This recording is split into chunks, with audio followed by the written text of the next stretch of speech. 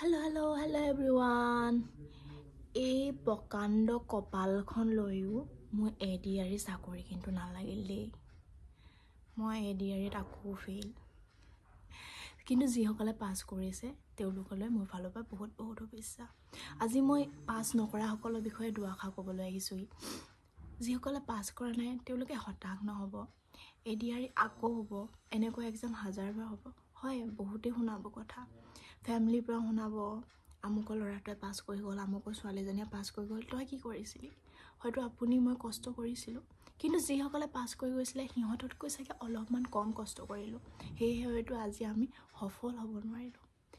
বিফল বুলি ক'ব নাযাওঁ, আমাৰ সেই কষ্টখিনি হয়তো ইয়াৰ পিছৰ বাৰত নেক্সট আকৌ অপৰচুনিটি আহিব। মানুহৰ জীৱনত সুযোগ বোলা বস্তুটো আহে ন, সেই সুযোগটো চাগে আমাৰ জীৱনলৈও আহিব।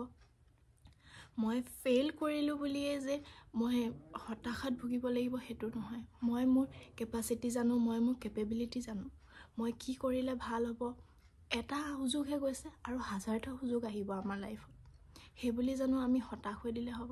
কিন্তু কি কৰিব, হয়তো কিছুমানে জানি বুজি এনেকুৱাকৈ প্ৰেছাৰ দিয়ে, এই তাইতো পঢ়া শুনাত ভাল আছিলে, সিটো পঢ়া শুনাত ভাল আছিলে, এইটো চাকৰি লগাব নোৱাৰিলেনে? আচলতে সেইটো নহয়। মানুহৰ কপাল যে, এই যে কপাল বুলি বস্তু এটা আছে, সেই কপালখনো মানুহৰ কাৰণে বহুত মেটাৰ কৰে। হয়তো এইটো চাকৰি মোৰ কপালত নাছিলেই, বা মোৰ জীৱনত চৰকাৰী চাকৰি নাথাকিবই পাৰে। সেইবুলি কি মই জীয়াই নাথাকিম নেকি? সেইবুলি কি মই নাখাম নেকি? সেইবুলি কি মই ফূৰ্তি নকৰিম নেকি? কৰিম, আমি চবেই কৰিম।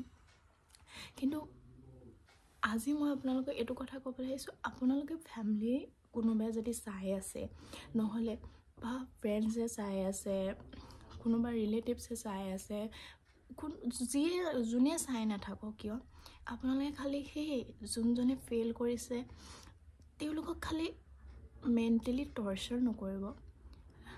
তইহে পাব নোৱাৰিলি নেকি, ইছৰাম, এই এনেকুৱা ধৰণৰ কথা কিছুমান নক'ব। তেওঁলোকে অলৰেডি হতাশাত ভুগিয়ে আছে, তেওঁলোকে অলৰেডি পোৱাই নাই। আকৌ তাতেই যদি আপোনালোকেও তেনেকৈ কয়, তেওঁৰ মেণ্টেলিটিটো কেনেকুৱা হৈ যাব ভাবকচোন।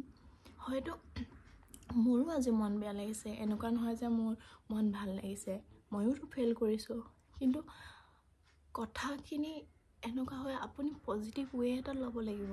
হয়তো মোৰ লাইফত এইটো চাকৰি নাই, মোৰ লাইফত বেলেগেই কিবা আছে, সেইটোতো মই নাজানো। কিন্তু মোৰ ফালৰ পৰা যিখিনি কষ্ট কৰিব লাগিছিলে কৰিছিলোঁ, হয়তো আৰু অলপ কষ্ট কৰিব লাগিছিলে, হয়তো নেক্সট বাৰ তাতকৈ বেছি কষ্ট কৰিম, কিন্তু কিবা এটাতো কৰিম ন। সেয়েহে কি হয়, বহুতে কথা শুনায়, বেলেগৰ ল'ৰা ছোৱালীয়েনো কেনেকৈ পঢ়ে চাকৰি পায়, আমাৰবিলাকেনো কেনেকৈ পঢ়ে চাকৰি নাপায়, তেনেকৈ ঘৰততো চবেই শুনায় ন। কিন্তু ঘৰৰ মানুহেও বুজা উচিত যে সেই ল'ৰাটো বা সেই মানুহজনী মানসিক অৱস্থা কেনেকুৱা হৈ আছে। কথাখিনি শুনিলে মানুহ মানসিকভাৱে এনেই ভাগি আছে, তাতে যদি সেইখিনি কথাও শুনাবলৈ যায় মানুহৰ কেনেকুৱা ফিল হ'ব আপুনিয়ে কওকচোন। সেয়েহে মই আপোনালোকক অনুৰোধ কৰিছোঁ, আপোনালোকে যিমান পাৰে, যিজন ল'ৰাই ফেইল কৰিছে বা যিজনে সফল হ'ব নোৱাৰিলে, এই এডিআৰি হওক বা যোৱাকালি যোনটো SI ৰিজাল্ট দি গৈছে, তাত কোনোবাই যদি সফল হ'ব পৰা নাই, তেওঁলোকে কষ্ট কৰি যদি সফল হ'ব পৰা নাই, তেওঁলোকক মানসিকভাৱে আপোনালোকে ভাঙি পৰিব নিদিব। তেওঁলোকক আপোনালোকে মানসিকভাৱে সুস্থ ৰাখিবৰ কাৰণে আপোনালোকে পজিটিভ ৱেত কওক, ধনাত্মক কথা কওক। হ'ব, এইবাৰ নহ'ল কি হ'ল, নেক্সট বাৰ হ'ব, চেষ্টা কৰ, এনেকুৱা ধৰণৰ কথা কিছুমান ক'ব, যাতে তেওঁলোকে মানসিকভাৱে ভাগি নপৰে আৰু উদ্যমে হৈ পিনি তেওঁলোকে নেক্সট যোনটো পৰীক্ষা আহিব বা নেক্সট যিকোনো কাম কৰিবলৈ তেওঁলোকে সক্ষম হ'ব। সেয়েহে কিছুমান হৈ যায়, মানুহৰ মানসিকভাৱে যেতিয়া ভাগি পৰে ন, তেতিয়া মানুহলৈ বহুত ধৰণৰ ঋণাত্মক চিন্তা আহে।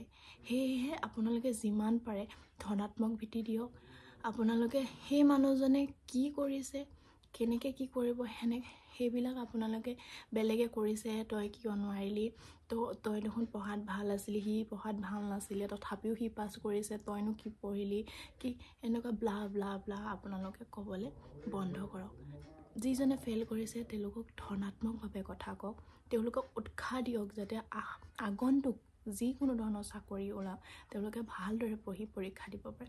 অকল চাকৰি বুলিয়ে কিয়, আজিকালি ব্যৱসায়টো মানুহে বহুত আগবাঢ়ি গৈছে চাকৰিটোৱেতো মানুহৰ জীৱনৰ প্ৰধান জীৱিকা উৎসটো নহয় মানুহৰ ঢেৰ কাম আছে কৰিবলৈ চাকৰি বুলিয়ে নহয় আপোনালোকে সেই মানুহজনক বা সেই ছোৱালীজনী বা সেই ল'ৰাটোক উৎসাহ দিয়ক যোনে এইবাৰ ফেইল কৰিছে তেওঁলোকক মানসিকভাৱে ভাগি পৰিব নিদিব মই আপোনালোকৰ ওচৰত এইটোৱে অনুৰোধ আজিলৈ বাই বাই